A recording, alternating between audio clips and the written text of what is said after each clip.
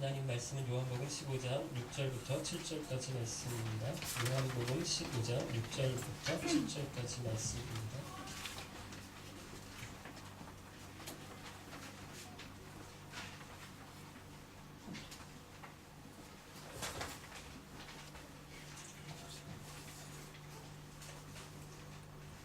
(6절과) 7절 말씀 저와 여러분이 함께 한 목소리로 읽겠습니다. 누구든지 내 안에 있지 않으면 그 사람은 꺾여서 말라버리는 가지와 같다. 사람들이 그 마른 가지를 주워다 불에 던져 태워버릴 것이다. 너희가 내 안에 있고 내 말이 너희 안에 있으면 무엇이든지 원하는 대로 구하여라. 그리하면 너희에게 이루어질 것이다. 아멘. 지난주에 포도나무 비유의 앞부분을 살펴보았습니다. 세 가지 말씀을 드렸어요. 첫 번째, 기억나십니까? 예수님은 참 포도나무시다 말씀을 드렸습니다. 우리는 아니다라고 얘기를 했어요. 우리는 실패한 포도나무라는 말씀을 드렸습니다. 두 번째, 하나님 아버지는 포도원 지기시다, 농부시다, 정원사가 되신다라고 했어요. 그래서 정원사가 하시는 일이 두 가지라고 얘기를 했습니다. 하나는 열매 맺지 못하는 가지마다 어떻게 하세요? 예, 들어 올려주세요. 그래서 열매를 많이 맺을 수 있도록 도와주십니다. 두 번째, 열매 맺는 가지는 잘라주세요. 예, 가지치기 해주세요. 그래서 여러분 들어 올려주실 때, 하나님이 은혜 주실 때, 은혜 받고 가지쳐 주실 때 떼어내야 될 것, 끊어내야 될 것 우리 노력하자라고 말씀을 드렸습니다. 세 번째, 우리는 뭐라고 말씀을 드렸죠? 포도나무의 가지라고 했습니다. 그래서 가지가 할 일은 뭐냐면, 뭐 하면 안 된다라고요? 내가 가지가 열매를 맺으려고 막 애를 쓰면 안 됩니다.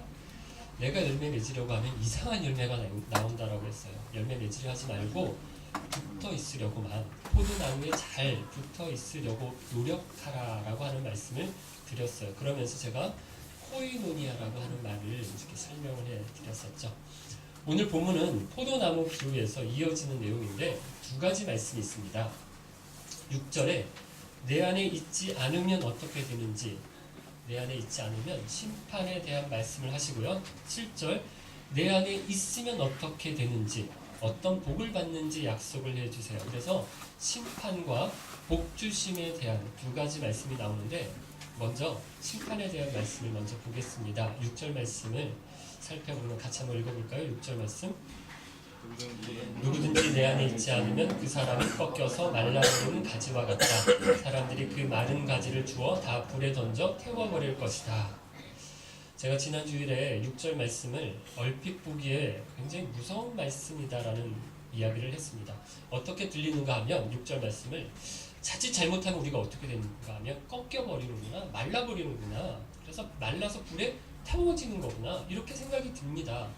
이걸 이게 우리가 까딱 잘못하면 죽는다는 거구나, 지옥불에 던져진다는 거구나, 이렇게 해석할 수 있어요. 이렇게 해석해서 이런 입장으로 6장을 보는 사람들은 꺾여서 말라버리는 사람이, 불에 던져지는 사람이 원래 구원받은 사람이다 라고 봅니다. 그래서 구원받은 사람이라도 구원에서 떠날 수 있다. 죄 많이 짓고 망나니처럼 그렇게 막 굴면 포도나무에서 떼어져서 심판에 이를 수 있다, 이렇게 봅니다. 그럼 이렇게 보는 사람들이 있어. 이렇게 6절을 해석하는 사람들이 있는데, 저는 이렇게 해석하는 것이 안 맞다라고 봐요. 왜 그런가 하면 성경 전체에서 가르치는 말씀과 다릅니다. 성경은 뭐라고 말씀을 하나요? 한 번 구원을 받으면 그 구원에서 떠날 수가 없다라고 말씀을 하세요. 이렇게 말씀하는 성경의 구절들을 제가 세 군데 들어서 설명을 해드릴 건데요. 첫 번째, 빌립보서 1장 6절을 보면 이렇게 말씀합니다. 하나님께서는 여러분 안에서 선한 일을 시작하셨습니다. 그분은 끊임없이 일하고 계심으로 예수 그리스도께서 오시는 마지막 그날에 그 모든 선한 일을, 하나님께서 선한 일을 시작하셨는데 그 모든 선한 일을 확실히 완성하실 것입니다. 이렇게 말씀합니다. 하나님께서 우리 속에서 구원의 일을 시작하셨다는 거, 선한 일을, 구원을 베푸시는 일을 시작하셨다는 거예요. 누가 하셨다라고요? 하나님께서. 우리는 여러분 무슨 일을 하다가 그만둘 수 있어요. 포기할 수 있어요. 하다가 그만둘 수 있습니다. 2014년 새해 시작할 때 여러 가지 계획과 생각들을 가지셨죠. 야, 내가 올해는 열심히 운동을 해서 좀 이 뱃살을 좀 넣어야겠다. 이런 마음의 결심과 결단을 하신 분들 있어요. 그죠? 야, 내가 올해에는 좀 공부를 좀 열심히 해봐야 되겠다. 러시아어 공부를 좀 열심히 해서 내가 좀 이 까막눈에서 벙어리에서 좀 벗어나야 되겠다. 뭐 이런 각오를 하신 분들도 있을 겁니다. 그런데 끝까지 잘 합니까? 뭐 올해 끝까지 간다 이거는 뭐커녕 지금 이제 3월인데 1월 달에 계획한 게 3월 초에 벌써부터 흐지부지 된 거 많아요. 근데 하나님도 그러실까요? 아니라는 거죠. 하나님이 시작하신 일 뭐라고요? 우리 안에서 선한 일, 우리를 구원하신 일을 하시는데 그 시작하시는 일을 좀 하다가 아휴 안 되겠다, 넌 포기다. 너 같은 애는 내가 처음 본다. 안 되겠다, 넌 안 되겠다. 그만두고 다른 애를 찾으신다 아니라는 거예요. 하나님이 마지막까지 확실히 완성하실 것이다. 우리를 구원으로 이끄실 것이다 라고 말씀하시는 거죠. 또 두 번째 로마서 8장 38절 39절인데요. 이렇게 얘기합니다. 나는 확신합니다. 죽음이나 생명이나 천사들이나 하늘의 권세자들이나 현재일이나 장래일이나 어떤 힘이나 가장 높은 것이나 깊은 것이나 그 밖에 어떤 피조물이라도 우리를 우리 주 그리스도 예수 안에 있는 하나님의 사랑에서 끊을 수 없습니다. 사도 바울의 로마 교회에 쓴 편지인데 하나님이 우리를 향한 사랑이 얼마나 대단한 것인지, 우리를 향한 하나님의 사랑을 누가 끊을 수 있다고요? 아무도 없다라고요. 죽음이나 생명이나 천사나 하늘의 권세자들이나 현재일이나 장래일이나 어떤 힘이나 높은 거나 깊은 거나 어떤 것도 우리를 향한 하나님의 사랑에서 끊을 수 있는 것이 없다라고 얘기합니다. 그러니 어떻게 하라고요? 안심하라고요. 우리의 구원에 대하여 안심하라고요. 확신하라고요. 두려워하지 말라는 겁니다. 황제의 핍박이, 로마 황제가 로마에 있는 성도들을 아무리 핍박하더라도, 로마의 군대들이 아무리 잡아가고 죽이고 하더라도 내 사랑을, 너희를 향한 나의 사랑을 끊을 수가 없다. 그러니 걱정하지 말아라. 안심해라 라고 말씀하는 겁니다. 세 번째 구절은 우리가 이미 살펴본 말씀인데 요한복음 10장 27절에서 29절입니다. 제가 한번 읽어드릴게요. 내 양은 나의 음성을 듣고 나도 내 양을 안다. 내 양은 나를 따른다. 나는 그들에게 영생을 준다. 그들은 영원히 멸망하지 않을 것이며 아무도 그들을 내 손에서 빼앗을 수 없을 것이다. 양들을 내게 주신 나의 아버지는 모든 것보다 더 큰 분이시다. 그러므로 아무도 내 아버지의 손에서 내 양들을 뺏을 수 없다. 우리가 양이고요. 예수님이 우리의 목자가 되시잖아요. 그래서 목자 되신 예수님이 자기 양을 어떻게 하신다라고요? 안 뺏긴다고요. 아무도 내 양을 빼앗을 수가 없다라고 말씀하세요. 여러분, 한 번 구원을 받으면 구원에서 떠날 수가 없다. 이렇게 가르치는 것이 성경이고요. 또 이렇게 주장하는 신학자들이 누군가 하면 칼빈주의예요. 칼빈이라고 하는 사람이 주장을 한 건데 지금 장로교, 대한예수교 장로교가 칼빈의 입장을, 칼빈주의의 입장을 따릅니다. 하나님의 능력, 하나님의 주권을 강조해요. 그래서 하나님께서 우리를 구원하셨는데 그 구원을 아무도 빼앗을 수 없다라고 장로교에서, 칼빈주의에서 가르칩니다. 그런데 알미니안주의라고 하는 게 또 있어요.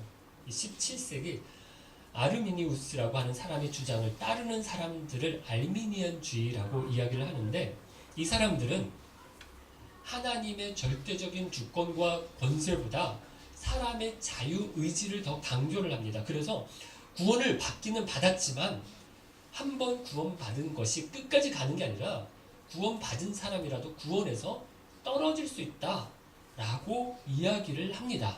이것이 웨슬리를 따르는 지금의 감리교에 속한 사람들이 이렇게 가르칩니다.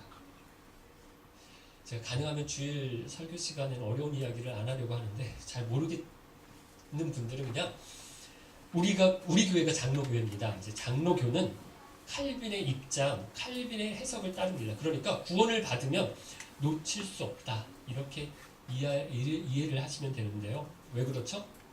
구원은 내가 하나님을 잡고 있는 게 아니라 누가 잡고 있어요? 하나님이 나를 잡고 계십니다. 내가 하나님을 잡고 있다면 내가 좀 힘이 들어요. 기운이 빠져요. 저런 게 너무 더 좋은 게 많아요. 그럼 놓칠 수 있죠. 다른 거 잡을 수 있어요. 하지만 하나님이 나를 잡고 계시면 그분은 절대로 놓지 않으신다. 그래서 구원받은 분들, 구원에서 떠나면 어떻게 하나, 하나님이 나를 버리시면 어떻게 하나 고민할 필요가 있어요? 없다라고 믿으시기를 바랍니다. 그러면 여러분 6절 말씀을 어떻게 이해하면 좋을까요? 칼빈의 입장을 따르는 많은 신학자들이 이렇게 해석을 하는데, 여기 버려지고 태워진다라고 하는 가지는 포도나무에 붙어 있다가 떼어진 포도나무 가지를 말하는 게 아니다라고 봅니다. 다른 나무의 가지인데 포도나무 가지, 포도나무 넝쿨에 이렇게 가까이에 붙어 있는 거예요. 다른 나무 가지예요. 근처에, 포도나무 근처에 있는 겁니다. 그래서 다른 포도나무 가지들하고 이렇게 엉켜 있어요. 그런데 진짜 포도나무 가지인가요? 아니라는 겁니다. 예수님이 이와 비슷한 비유를 하시는데 혹시 곡식과 가라지 비유를 기억하십니까? 곡식이 자라는데 그 사이에 뭐 또 같이 자란다라고요?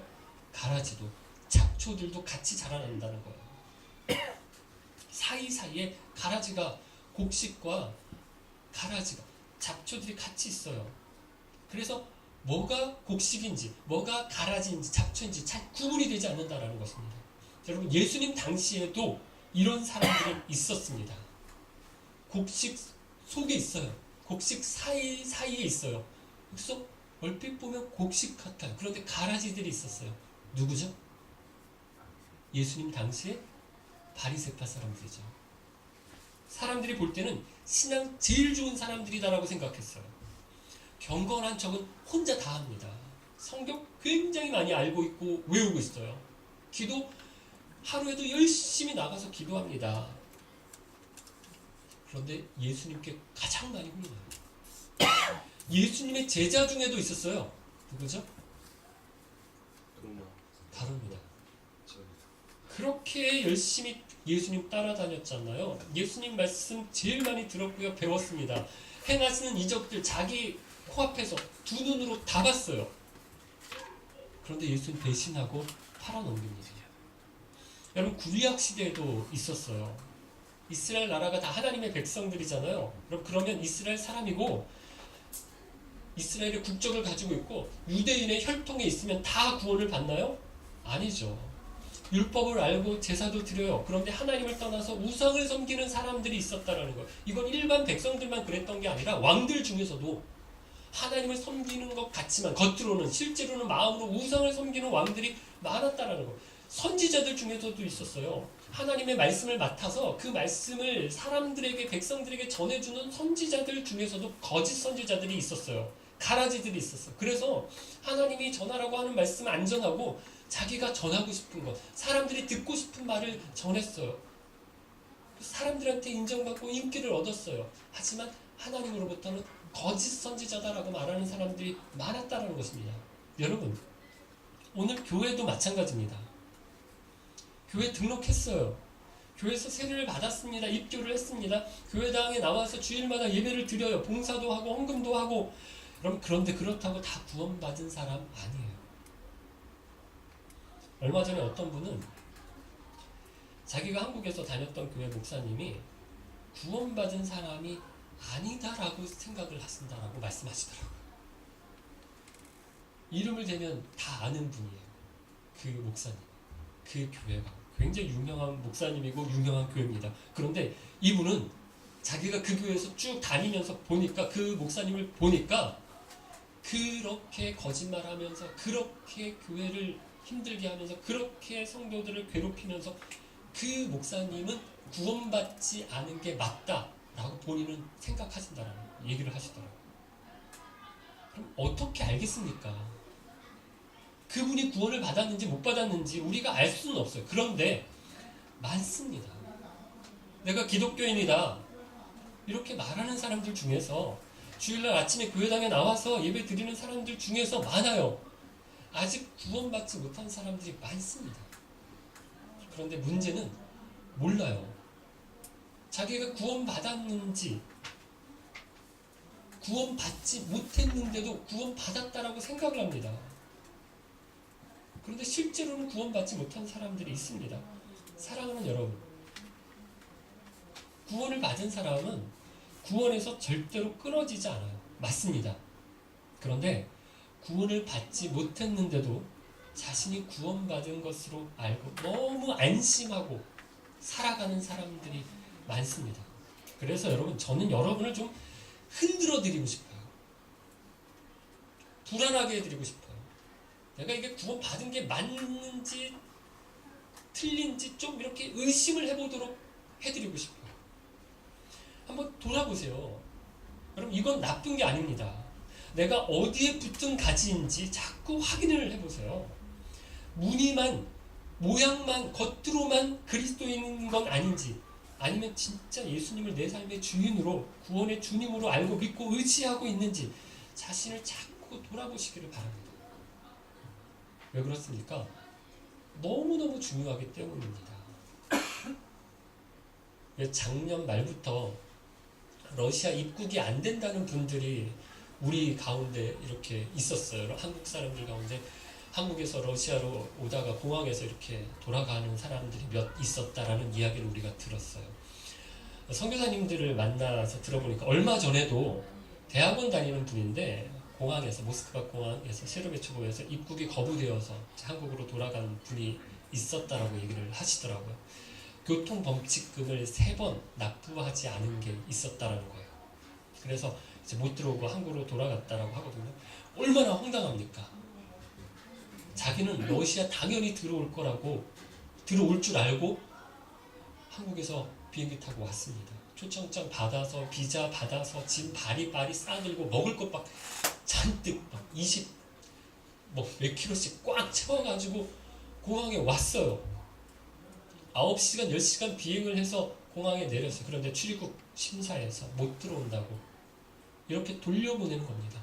얼마나 황당할까요? 그런데 저는 천국 문 앞에서도 이런 일이 있을 거라고 생각해요. 자기는 당연히 천국 갈 거라고 생각을 했어요. 내가 모태신앙인데, 내가 엄마 뱃속에서부터 예수 믿었다. 교회에서 내가 전도회 회장도 하고, 내가 목자고 목녀고 목사 노릇도 하고, 내가 예배하고 성경 읽고 성경 퀴즈 대하면 내가 꼭 입상했었어. 찬양대를 하고 내가 교사를 하고 장로, 권사, 선교사였는데, 내가 참석했었던 부흥회와 수련회가 몇 개고, 내가 여기 러시아에서 포스터 하면 그때 꼬박꼬박 다녔었는데, 여러분, 그래도 아닐 수 있어요. 그것 가지고는 모릅니다. 남들 다 속일 수 있어요. 구원받은, 저분은 구원받은 분일 거야. 남들 다 그렇게 생각하게끔 만들 수 있습니다. 아니, 심지어 자신도 속일 수 있어요. 자신도 속을 수 있어요. 마태복음 7장 22절과 23절에 보면 예수님이 이렇게 말씀을 하십니다. 그날에 많은 사람이 나에게 이렇게 말할 것이다. 주님, 주님, 우리가 주님의 이름으로 예언하고 주님의 이름으로 귀신을 내쫓고 주님의 이름으로 많은 기적을 베풀지 않았습니까? 그때 내가 분명하게 그들에게 말할 것이다. 나는 너희를 모른다. 악한 일을 행하는 자들아, 내게서 썩 물러나라. 뭐라고 말씀하세요? 착각하고 사는 사람들이 많다라는 거예요. 여러분, 심지어 뭣도 했다라고요? 예언도 했어요. 말씀 전하는 사람이었다라는 거예요. 설교자였다라는 거예요. 목사였다라는 겁니다. 귀신도 쫓아냈어요. 귀신도. 저 아직 이런 거 못 해봤습니다. 귀신도 쫓아냈어요. 기적도 행했어요. 병도 고치고 이적을 행하는 게 많았다라는 거예요. 그런데 이렇게 대단한 사람들 중에서도 착각하고 있는 사람들이 있어요?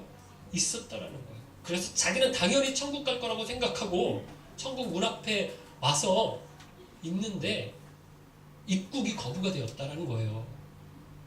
이해가 안 돼서 주님, 주님, 뭡니까? 왜 이렇게 하십니까? 왜 못 들어갑니까? 제가 이렇게도 했습니다. 이런 사람이었습니다. 그거 가지고 아니라는 겁니다. 그래서 여러분, 사도 바울을 보세요. 얼마나 대단한 사람입니까? 얼마나 많은 일을 했습니까? 바울 같은 사람이 없어요. 그런데 바울이 뭐라고 합니까? 아직도 멀었다라고 얘기를 해요. 아직도 날마다 구원을 이룬다라고 이야기를 고백을 합니다. 제 가운데 싸우고 싸워요. 끊임없이 싸웠습니다. 그러면서 자기 본성의 악함을 이렇게 인정을 고백하고 있는데 내가 죄인 중에 괴수다. 죄인 중에 최고로 나쁜 죄인이다. 죄수다. 질이 안 좋은 사람이다. 라고 고백을 합니다. 여러분, 예수 안에 사는 사람은 겸손한 사람이에요. 날마다 주님께 붙어 있으려고 주님이 필요합니다. 포도나무 대신 주님을 의지하고 바라는 사람입니다. 내가 그렇게 주님 바라보는지, 주님 사모하는지, 주님 의지하는지 자기 자신을 돌아보시기를 바라고요. 믿음 안에 살아가시는 저와 여러분 되시기를 바랍니다. 두 번째 7절 말씀입니다. 예수 안에 있는 사람들에게 복 주시겠다라고 하는 약속의 말씀을 주시는데 7절 말씀 같이 한번 읽어볼까요? 너희가 내 안에 있고 내 말이 너희 안에 있으면 무엇이든지 원하는 대로 구하라. 그러면 너희에게 이루어질 것이다. 비슷한 말씀이 있었어요. 기억나십니까? 14장 14절에 요한복음 14장 14절에 너희가 내 이름으로 무엇이든지 내게 구하면 내가 다 이루어주겠다라고 하는 말씀 있었는데요. 우리가 이 말씀을 어떻게 이해해야 한다라고 말씀을 드렸었죠. 그냥 어떤 내용이든지 내가 기도만 하면, 기도할 때 기도하고 나서 예수님의 이름으로 기도합니다. 아멘 이렇게만 하면 무슨 기도든지 다 이루어 주시겠다라는 말씀 아니라고 얘기했어요. 그래서 로또 사놓고 이거 당첨되게 해주십시오. 당첨되라 되라 예수님의 이름으로 기도합니다. 아멘 이러면 로또가 당첨되는 거 아니다라는 말씀 드렸습니다. 두 가지 의미가 있다라고 얘기했어요. 예수님의 이름으로 기도하라라고 하는 것은 첫 번째, 예수님을 의지해서 기도해라. 내가 좀 예수님께 뭘 잘했다고, 내가 좀 뭐 공로를 많이 세웠다고, 내가 좀 교회에 막 충성하고 봉사하고 막 열심히 헌금하고 했다고, 내가 이 정도 했으니까 하나님 이렇게 들어주셔야 됩니다. 이렇게 기도하지 말고 절대적으로 예수님만 의지해서 기도하라는 말씀이었고요. 두 번째, 예수님의 이름으로 기도하라고 하는 것은 예수님을 위해서 기도하라는 말씀이라고 했습니다. 예수님의 이름에 합당한 기도를 드려야 된다라는 말이라고 했어요. 그럼 오늘 7절 말씀도 무엇이든지 원하는 대로 구해라. 그러면 이루어 주겠다 약속을 해주시는데 앞에 조건이 있습니다. 로또 가지고 그렇게 기도하라는 거 아니에요. 앞에 조건이 두 개 있어요. 뭐죠? 첫 번째, 너희가 내 안에 있고 라고 하세요. 예수님 안에 있어야 한다라는 거예요. 여러분, 가지가 포도나무 안에 있어요. 붙어 있습니다. 그러면 포도나무 가지의 바램은 뭘까요? 포도나무 가지가 포도나무에 붙어 있어요. 그럼 포도나무 가지 바램, 열망, 소원, 바라는 바는 뭘까요? 열매를 맺는 거예요. 사과 열매를 맺는 걸까요? 배 열매를 맺는 걸까요? 아니죠. 포도나무 열매를 맺는 거예요. 포도나무의 바람과 포도나무 가지의 바람이 같은 겁니다. 그러니까 열매를 맺게 해 주시겠다. 이 약속을 주시는 거예요. 원하는 대로 구해라. 포도나무 가지의 기도는, 포도나무 가지에 구하는 것은 포도나무와 같다라는 거예요. 그걸 이루어 주시겠다. 열매 맺게 해 주시겠다라는 것입니다. 모세를 보면 알 수 있는데요. 모세가 이집트의 총리가 됩니다. 그런데 자기는 이스라엘 민족이잖아요. 백성이잖아요. 근데 자기 민족이 이집트에 와서 이렇게 종살이하고 있는 것을 보기가 너무 마음이 안 됐어요. 그래서 자기 나이 40에 자기 민족을 구원할 마음을 가졌습니다. 그런 마음 안 가져도 돼요. 자기는 이집트에, 제가 총리라고 그랬죠 아까. 예, 이집트의 왕자입니다. 총리는 요셉이었고요. 잘못하는 거 있으면 빨리빨리. 이집트의 왕자이기 때문에 자기는 이집트의 왕자로 계속 살아도 돼요. 자기 민족 아닌 것처럼 행세해도 됩니다. 이집트 사람으로, 이집트의 왕자로 계속해서 쭉 살면 돼요. 그런데 마음을 먹었어요. 내 민족을 구원해야 되겠다라는 생각을 가졌습니다. 얼마나 기특합니까? 그래서 자기 민족을 괴롭히는 사람을, 이집트 사람을 쳐서 죽였어요. 그렇게 하면 이스라엘 사람들이 자기를 따를 거라고 생각했어요. 이집트에서 탈출할 수 있을 거라고 생각했어요. 그런데 그렇게 됩니까? 아닙니다. 이집트 사람들도 자기를 잡으려고 하고요. 이스라엘 사람들도 야, 니까짓 게 뭔데? 이러면서 인정을 받지 못합니다. 자기 힘으로 하려고 했어요. 왕자니까. 왕자의 능력과 왕자의 권세를 가지고 할 수 있다라고 했습니다. 그런데 했어요? 못합니다. 대신 언제 모세가 이스라엘 나라 백성들을 구원합니까? 나이 80에. 다 늙었어요. 힘도 없습니다. 이집트에서 쫓겨나서 40년 동안, 40에 쫓겨나서 40년 동안 나이 80 될 때까지 뭐 했어요? 유대 광야에서 목동했어요. 양쳤습니다. 떠돌이였어요. 그때 하나님께서 모세를 부르세요. 그리고 내 안에 있어라. 내 안에 있으면서 내 힘으로, 내가 주는 능력으로 이스라엘 백성들을 구원하라고 하시는데요. 합니까? 합니다. 구원합니다. 하나님 안에 있으면 된다라는 거예요. 하게 하신다라는 거예요. 두 번째, 너희가 내 안에 있고 그 다음에 또 뭐라고 말씀이 되어 있죠? 내 말이 너희 안에 있으며. 예수님의 말씀이 우리 안에 있어야 한다는 것입니다. 이게 무슨 뜻일까요? 두 가지를 생각할 수 있는데, 먼저 말씀을 붙잡고 기도하라는 겁니다. 여러분, 기도는 그냥 아무렇게나 아무 생각이나 이야기하는 게 아니에요. 하나님을 아는 사람만이 기도합니다. 하나님을 몰라요. 성경에 나오는 하나님도 모르고 삼위의 하나님도 모르고 그냥 기도합니다. 그러면 뭐와 같은가 하면 그냥 산신령님 앞에 나가서 이렇게 비나이다 라고 기도하는 것과 별로 다르지 않습니다. 내가 믿는 하나님이 어떤 분이신지, 내가 알고 믿고 내가 기도하는 하나님이 어떤 분이신지 배우고 알고 그리고 기도하라는 것입니다. 그래서 여러분, 주구장창 기도만 하는 사람이 있는데 아닙니다. 알고 기도해야 해요. 하나님이 어떤 분이신지, 하나님이 뭘 원하시는지, 뭘 기뻐하시는지 말씀을 읽고 듣고 배워야 합니다. 그 하나님께 기도하라는 거예요. 그래서 우리가 기도회를 하려고 모여도 기도회 하기 전에 하나님의 말씀을 듣습니다. 그리고 그 말씀 붙잡고 그 배운 말씀, 들은 말씀 붙잡고 기도해야 그 기도에 능력이 있는 것입니다. 그냥 내 생각대로 기도하면 내 생각에 선한 게 있습니까? 하나님 뜻을 구하면서 붙잡으면서 기도하라는 거죠. 두 번째, 말씀이 우리 안에 있다는 것은 말씀에 순종하라는 겁니다. 말씀에 순종하면서 기도하라는 거예요. 말씀 따라서 살려고 애를 쓰면서 기도할 때 그 기도에 응답해 주신다라는 것입니다. 여러분, 말씀이 뒷전이에요. 맨날 거짓말하고 음란하고 험담하고 약한 사람들 괴롭히고 불의하고 부정직하고 악랄하게 삽니다.